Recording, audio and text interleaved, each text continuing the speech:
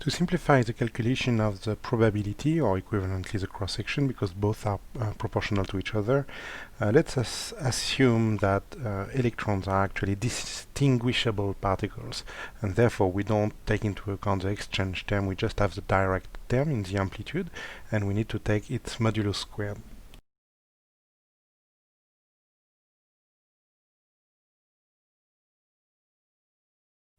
This is the amplitude we obtain from Feynman rules. So we are going to take the modulus squared of this amplitude, and in particular we are going to focus on the terms with the spinors and the gamma matrices. Note also that to simplify the notation, I didn't put the spin degrees of freedom explicitly in the spinors, but this is implicit and we will restore it later. Remember that these are just C numbers, therefore to get the modulus squared, we take the complex conjugate and we multiply by the original term. Note that I have to change the Lorentz index, so if initially I had mu for the second term, I need to have another Lorentz index and I choose nu. So let's look at one of these terms.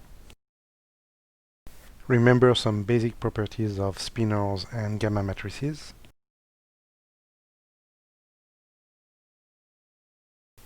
So we see that the effect of the complex conjugation is to swap K and P.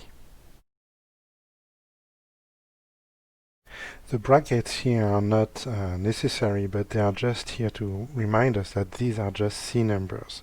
And therefore I can swap two of those if I wish. And I will do that in order to bring all the P dash K dash on the left and all the K P on the right. So far I have left the spin degrees of freedom implicit. It's now time to treat them explicitly. And we need to think of what we want to measure or to calculate. Usually what we have access to is what we call an unpolarized cross-section. Usually we don't know what is the spin of the incoming particles, and therefore we have to take the average over their spin. So that's why we have half of sum over s and half over sum over s dash, s and s dash being the spin of the incoming electron. And often we are not able to measure explicitly what is the spin of the outgoing particle, and therefore we need to sum over all possibilities. And that's why we have a sum over r and r dash, the final spin of the particles. So what we are summing is the probability for each of these terms with ss dash becoming rr dash in the final channel. There are other terms in the expression for the cross-section which do not matter right now, and that's why we just have a proportionality here, and therefore I can also get rid of the 1/2 factors. So what we need to do now is to restore the spin into this expression and sum over all the spins. But we also see that we have the dash term in the left and the non-dash term in the right. Therefore, we will have a sum over s dash and r dash are only going to affect the first two terms, while the sum over s and sum over r is going to act only on the right part.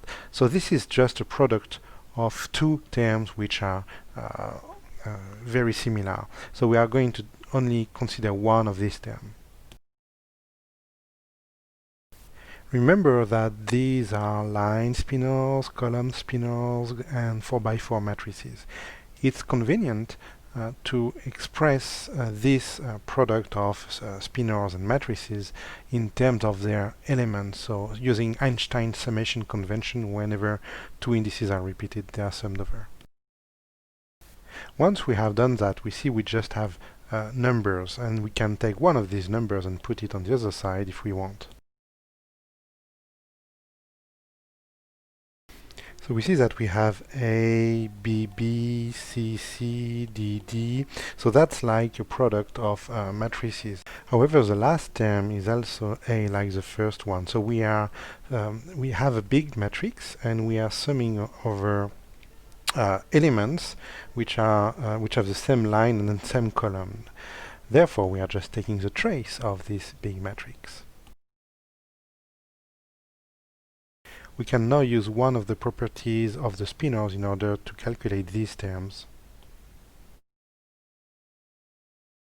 And remember that the K slash and P slash are using Feynman's notation, and they involve themselves gamma matrices.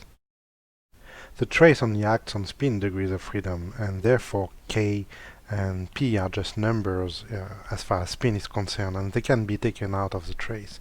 So when we expand this product of K slash plus M and P slash plus M, we are going to have terms with different numbers of gamma matrices. And we see that we will have to calculate traces of product of 2 gamma matrices, 3 gamma matrices, and 4 gamma matrices. So therefore we need to develop the technology for calculating traces of product of gamma matrices before going further.